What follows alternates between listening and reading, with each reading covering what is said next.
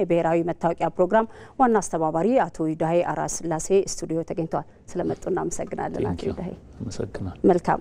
ለዲጂታል ኢትዮጵያ 2030 ስትራቴጂ መሳካት ፋይዳ ዲጂታል መታወቂያ ወሳኝ እንደሆነ ይገለጻልና እስቲ ከስትራቴጂው አንጻር ፋይዳ ምን ያህል ወሳኝ ነው ይላሉ ለ2030 ስኬት?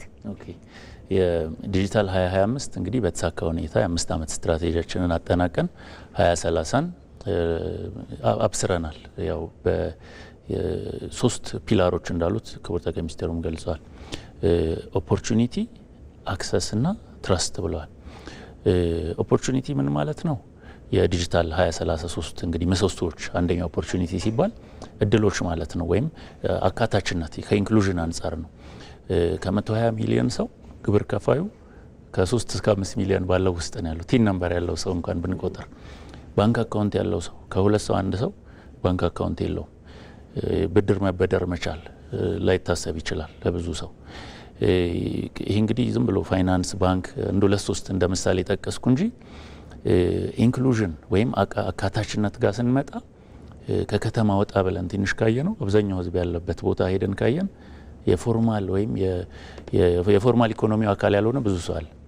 ሶ የዲጂታል 2030 ሀሳብ ዲጂታል ኢኮኖሚ ካለን በጥቂት ሰዎች ከተማ በሚኖሩ በጥቂት ባለሀብት በጥቂት ኢንቨስተር ላይ የተንጠለጠለ ዲጂታል ኢኮኖሚ የለም። ዲጂታል ኢኮኖሚ ስንል ጉሊት የምትሸጠው ሴት መበደር ስትችል፣ እታች ሎ ኢንካም የምንላቸው የጎጆ ኢንዱስትሪ ጥቃቅና አነስተኛ ቢዝነሶች እነሱ በቀላሉ ቢዝነሳቸውን ማሳደግ ሲችሉ፣ ገበሬው በቀላሉ ተበድሮ ለግብአት ለግብርና ግብአት ማቅረብ ሲችል፣ ለማዳበሪያ በቀላሉ አክሰስ ማድረግ ሲችል፣ ዛሬ ያመረተውን በሚቀጥለው ዓመት አቅዶ እጥፍ ለማምረት የሚያስፈልገውን ነገር ማሟላት ሲችል ነው።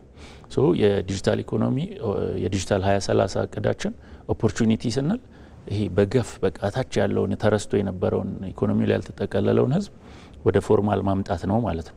ከኦፖርቹኒቲ አንጻር፣ ከአክሰስ አንጻር ከተማም ውስጥ ሆነን በቀላሉ ወረዳ አገልግሎቴን ስልኬ ላይ ማግኘት መቻል፣ አክሰስ ምቹ መሆኑ ማለት ነው።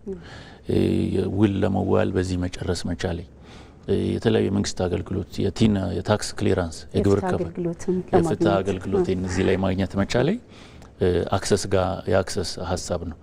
የሶስተኛው ደግሞ ትረስት ነው። ትረስት ደግሞ ሰው ሳላየው በስልኬ በኩል በዲጂታል በኩል መንግስት እኔን ካመነኝ እርስ በርስ የምቀያየራቸው ትራንዛክት ማድረገው የተለያየ መስተጋብር ጋር አብሮኝ የሚሰራ አካል እኔን ካመነኝ እሱን ካመንኩት ትረስት ነው ማለት ነው። ሶስቱም ጋር ሚና ይጫወታል ፋይዳ። ሶስቱም መሰሶዎች ላይ ኦፖርቹኒቲ ሰው ከዚህ በፊት ሰነድ ያልነበረው ሰነድ እንዲኖረው ያስችላል። አክሰስ በዚህ በኩል ያለውን ከትረስትና አክሰስ የተያዙ ስለሆኑ ትረስትና አክሰስን ደግሞ በአካል በፌስ አይዲ በአካል በፊት እንደሄድ የሚያስገድዱኝን ነገሮች በዚህ በባዮሜትሪክስ በአሻራ በፊት በኦቲፒ አክሰስ እንድናደርግ ያግዘናል ማለት ነው። ሙስናና ማጭበርበርንም ይከላከላል ይል ነበር የባልደረባችን አቤልና።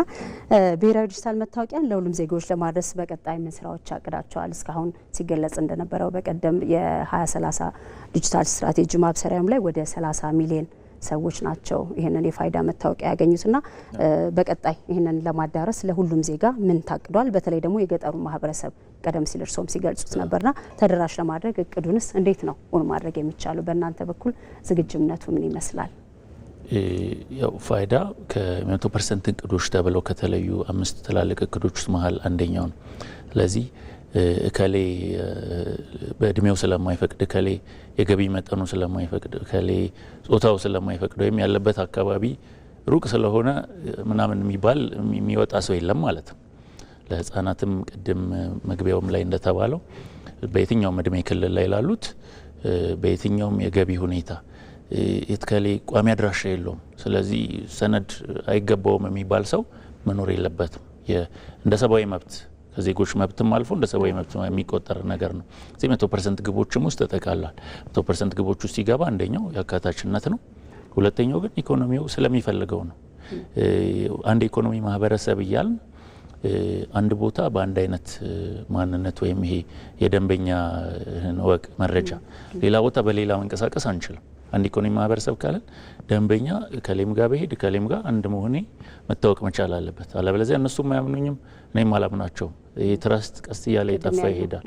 ስለዚህ የ100% እቅዶች ውስጥ አለ። ከተማ ውስጥ የሚሰራበት ስትራቴጂ እና ገጠር ውስጥ ወይም በጣም ይሄ ከኔትወርክ ከመንገድ ከምን የራቀው ህዝብ ጋር አርሶ አደሩ ጋር አርብቶ አደሩ ጋር ስንሄድ በተለያየ ስትራቴጂ ነው መስራት ያለብን። ከተማ ውስጥ ለምሳሌ የከተማ አገልግሎቶች ጋር ነው መያያዝ ያለበት፣ ሙኒሲፓል ሰርቪሶች ጋር አሁን የመሶብ አገልግሎቶች ጋር ተያይዟል። መንጃ ፍቃድ ለማደስ ሊጠይቁሽ ይችላሉ። የመሬት ካርታ ጋር ትጠይቅ ያለሽ፣ የመንጃ ፍቃድ፣ የገቢዎች፣ የታክስ ክሊራንስ፣ ንግድ ፍቃድ ከነዛ ከባንኮች ከምኖች። ገጠር ጋር ስንሄድ መጀመሪያ ያው ከክልል ታርጌት ወስዷል እያንዳንዱ ክልል። ከዛ በርዕሰ መስተዳደር ደግሞ ወደታች ወደ ዞኖች ይወርዳል። ዞኑ ላይ ያለው ሰው በዲሞግራፊክ በስታቲስቲክስ ስለሚታወቅ የዞኑን 100% ማድረስ አለበት። ወረዳም እንደዛው፣ ቀበሌውም እንደዛው። ቀበሌው ጋር ሲሄድ እንግዲህ እንደ አካባቢው ባህሪ የአርብቶ አደር አካባቢ ከሆነ አርብቶ አደር የተለያዩ አገልግሎቶች ከመንግስት የሚያገኛቸው አሉ፣ ከቀበሌው የሚፈልጋቸው አገልግሎቶች አሉ፣ የሶሻል ፕሮግራሞች አሉ። የተለያየ ከወቅታዊ ለምሳሌ የድርቅ ችግር ያለበት አካባቢ፣ የዝናብ እጥረት ያለበት አካባቢ ከሆነ ከዝናብ እጥረት ጋር ተያይዞ የሚሰጡ አገልግሎቶች አሉ። ከነሱ ጋር እያይዘው ነው ማለት ነው ለአርብቶ አደሩ ማድረስ ያለባቸው።